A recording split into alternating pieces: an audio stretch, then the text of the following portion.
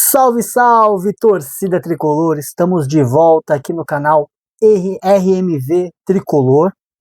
E hoje vou trazer aí um pouquinho das notícias da semana. Agora a gente vai ter uma dinâmica um pouco diferente. Toda sexta-feira de manhã vai sair um vídeo nosso, né, comentando o resumo da semana. Então todas as notícias que tiverem da semana, eu vou estar aqui, né, para apresentar essas notícias, comentar um pouco da minha opinião sobre tudo que aconteceu na semana tricolor.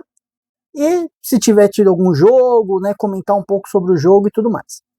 Na sexta-feira à noite vai ter a live com o Roberto e o Vinícius. Né? Nessa live aí eles vão comentar um pouco da expectativa para o final de semana, então as notícias do dia, o que esperar para o jogo do final de semana do São Paulo e tudo mais. Hoje vamos começar aí, vou falar um pouquinho, né, possível venda do Marcos Antônio para o Flamengo, venda do Rodriguinho para o Bragantino. Temos também, né, casos de polícia no São Paulo, toda a polêmica aí da corrupção e o possível impeachment do Casares, né, que já tem data de votação agendada já. Então fica aí com a gente e após a vinheta aí vamos começar o vídeo. Vamos São Paulo, vamos São Paulo, vamos ser campeão. Bom, então vamos começar aí falando um pouquinho dessa semana aí de mercado da bola. O São Paulo aí teve o interesse manifestado pelo Flamengo no meio-campista Marcos Antônio, simplesmente o melhor jogador da equipe do ano passado. E o Flamengo, o São Paulo está interessado no Alan, volante do Flamengo, e aí o Flamengo também manifestou interesse no Marcos Antônio. O que temos, né, no momento? Não há nenhuma possibilidade de haver uma troca entre os jogadores. Não. As negociações elas ocorrem de forma distinta. Então o São Paulo negocia em relação ao Alan e o Flamengo ainda sonda em relação ao Marcos Antônio. Não teve ainda proposta. O que aconteceu? Eles conversaram com o staff do Marcos Antônio, apresentaram o projeto para ele e o Marcos Antônio deu o aval. Ele não vai forçar uma saída. Ele não vai forçar uma saída para o Flamengo, mas também já manifestou, se o Flamengo chegar num acordo com o São Paulo, ele topa ir para o Flamengo. Ponto. Isso é o que temos. Então, assim, minha opinião, tá? Eu bati aqui, não sei se fez barulho. Minha opinião, tem que aproveitar agora que o Flamengo está inflacionando o mercado, né? Fez propostas absurdas pelo Caio Jorge, né, ofereceu 30 milhões de euros no Caio Jorge, mais o Cebolinha, o São Paulo tem que pedir 20 milhões de euros. 20 milhões de euros está de bom tamanho. É um dos melhores meio-campistas atuando no futebol brasileiro, na posição ali de 8, né, então ele é um dos melhores do futebol brasileiro. Tem 25 anos, 2 anos a mais que o Caio Jorge, então 20 milhões de euros é seu. Se o Flamengo chorar, se chegar em 15, tá ótimo. Para o São Paulo, 15 milhões de euros no Marcos Antônio está de excelente tamanho. A gente não conseguiu isso nem com os garotos da base, que é garoto novo na hora que vendeu para a Europa, nem no William Gomes a gente conseguiu isso. Então seria um ótimo negócio. E aí vende o Marcos Antônio, sobe lá o Matheus Ferreira, tem o Negruti, tem também o Hugo, que se machucou na final da Copinha do ano passado, mas já está recuperado e vai começar aí o ano no elenco principal. E vamos usar a base, gente.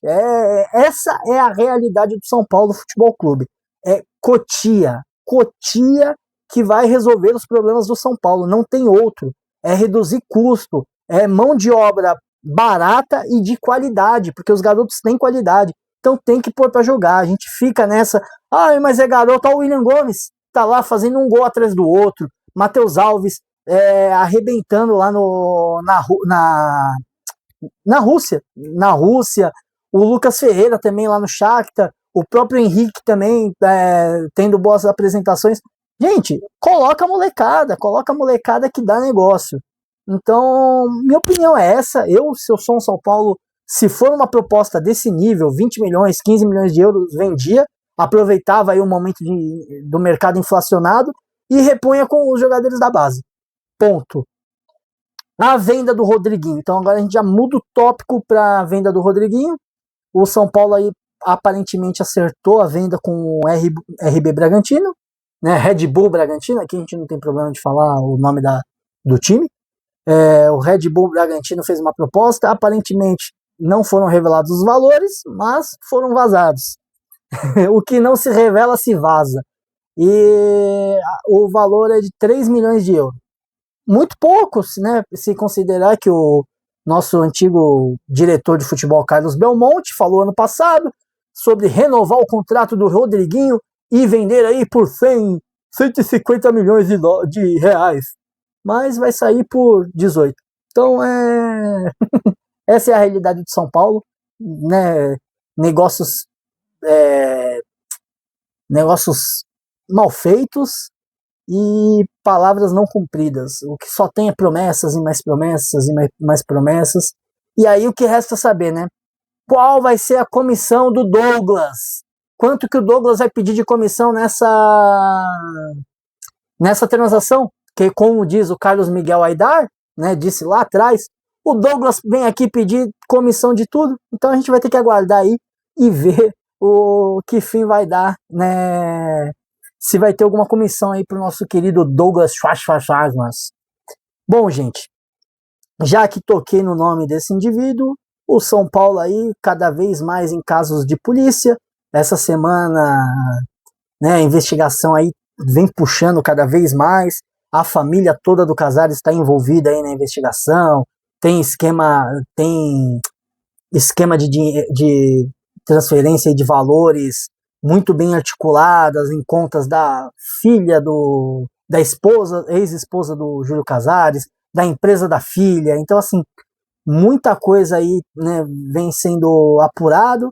A princípio, o Júlio Casares não vai renunciar, né? Teve a reunião com os conselheiros, o Conselho Consultivo do São Paulo, e eles orientaram o Casares a não renunciar. Isso daí partiu até do próprio Carlos Miguel Aidar, que achou que estava sozinho e no fundo ele percebeu que ele tinha força política, e renunciar só aumentou mais a culpa, né? A sensação de culpa. Então a recomendação dele dessa vez foi para que o Júlio Casares não renuncie.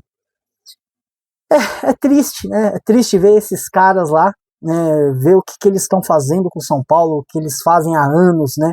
Não é de hoje. A investigação está correndo só agora, mas a gente sabe que alguma coisa está errada há muito tempo. Desde lá atrás, desde o soco do Ataíde, onde se revelou, né, o esquema de comissão no patrocínio de São Paulo com a Under Armour, a contratação do Iago Maidana, né, e vários outros negócios escusos aí do São Paulo que vem acontecendo. E é isso, agora a investigação está andando. Ah, mas por que antes não andou e agora você acha que vai andar? Eu acho que agora as coisas fluem. A minha esperança agora é por quê? Vamos lá. Antigamente não tínhamos a lei da SAF, que é basicamente, eu vou fazer um resumo assim bem porco, só para poder... Porco não, né? Porque senão vai cair aqui a gravação. Um resumo assim bem básico. Antes da lei da SAF, qualquer tipo de investigação ali no clube demandava a manifestação do clube, o interesse do clube em realizar aquela investigação. Então o clube ia lá, né, por seus representantes, e pedia uma investigação para apurar o que estava acontecendo. Como a gente sabe que lá todo mundo tem rabo preso com todo mundo, isso tudo foi colocado debaixo dos panos. Então quando o Carlos Miguel Aidar fala que ele foi inocentado, não foi inocentado. Simplesmente arquivaram toda a investigação dele, do Douglas Schwartzman lá e tudo mais. Acontece que agora não depende mais da instituição, né, manifestar. A partir do momento que há uma suspeita de gestão temerária, de corrupção e tudo mais, o Estado, a máquina do Estado pode promover essa investigação de ofício, sem ser provocado. Então é isso que está acontecendo. Por isso que muita coisa aí vem acontecendo em vários clubes, não só no São Paulo. Então tem investigação no Corinthians, agora teve essa empresa aí de logística que saiu, que inclusive está envolvido o São Paulo também, que envolve também a parte do Corinthians. Então, assim, muito clube, né, muita coisa errada que acontece no futebol brasileiro vai começar a cair. Assim, essa é a esperança nossa, essa é a nossa esperança de que as coisas funcionem, e torcer para que esse delegado seja São Paulino e queira tanto quanto nós que o nosso time esteja bem e siga com isso, e não corremos risco aí de tudo terminar em pizza. Mas, basicamente, agora só para explicar em relação à votação, apesar, né, desses conselhos e tudo mais, vai ser levado ao voto, né, a questão do impeachment do Casares.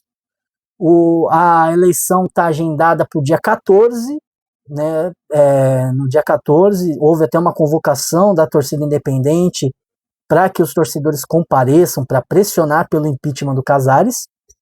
Uma dica, rapidinho, se você for nessa manifestação, muito cuidado, porque acredito que foi pensado assim de forma precisa, que ocorre no mesmo dia do jogo Palmeiras e Santos. Então, se você for nessa manifestação, e eu peço que quem puder ir, vá, leve a camisa na mochila, não ande com nada do clube, porque pode correr o risco aí de encontrar torcedores rivais, porque o jogo vai ser lá no Allianz.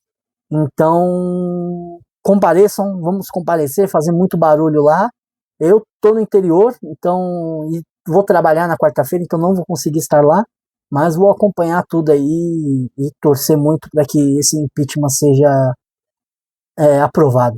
Se, né, a maioria votar sim, os 171 conselheiros, o Casares ele é automaticamente afastado do cargo, de forma provisória ainda, e assume o vice-presidente. E aí será convocada uma nova eleição aí agora dos sócios do clube. Após essa eleição dos sócios do clube, se realmente, né, votarem contra o Casares, aí ele será impeachmentado, sairá do cargo de presidente. Quem assumirá será o vice-presidente até o final do ano. E no final do ano tem as eleições, e aí a vida que segue para o nosso São Paulo. Então é que assim, nesse momento, mesmo que, né, tenha essa mudança, saia o Casares, não dá para acreditar muita coisa, porque quem entra é o vice dele.